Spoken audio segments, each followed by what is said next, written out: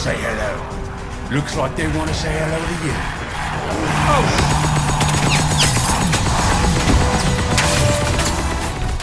So it looks like it's really complicated and there's a lot on the screen, but really the whole sound is just broken down into gunshots, a kind of bass kick sound to give it more oomph, the sound of the chain, the mechanical basis of the Gatling gun turning, and the sound of the bullets dropping. So first off, we're going to take a look at the first gunshots group, which is just one single gunshot file. Just that right there, repeated over and over again. But I wanted it to fire faster and include the tail end of this sound, which is not just the pop, but the rest of it. So in order to do that, I created lots of tracks and duplicated that until I got this.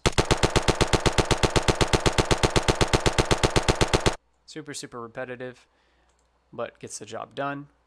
And then in the second shot group, I have another type of gunshot sound. And with the two of these layered together, now that alone on its sound isn't enough for me. I wanted it kind of like a really powerful bass in. So in order to get that, what I did was I created a track with a synthesizer that has a plucky kick kind of sound. Now, this is a MIDI track, and here these are different triggers, MIDI triggers. And when I play it back, it's just a constant thud, thud, thud, thud. And so when I add that back with these other gunshots,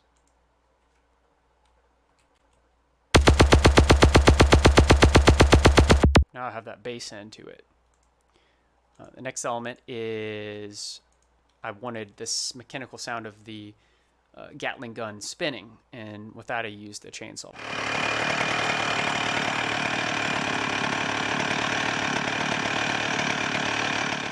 That's all that is, just a recording of a chainsaw. And this is a leftover track that I ended up not using, so we'll ignore that. And here I wanted the sound of bullet casings dropping, but I didn't have a recording of bullet casing, so I just recorded me dropping quarters.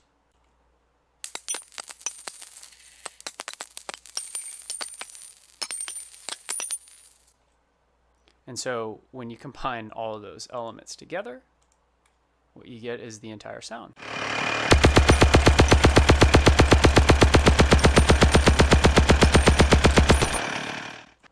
And that is how I created the Gatling gun sound in episode 1, chapter 2 of Joseph the Audio Drama. Thanks for watching.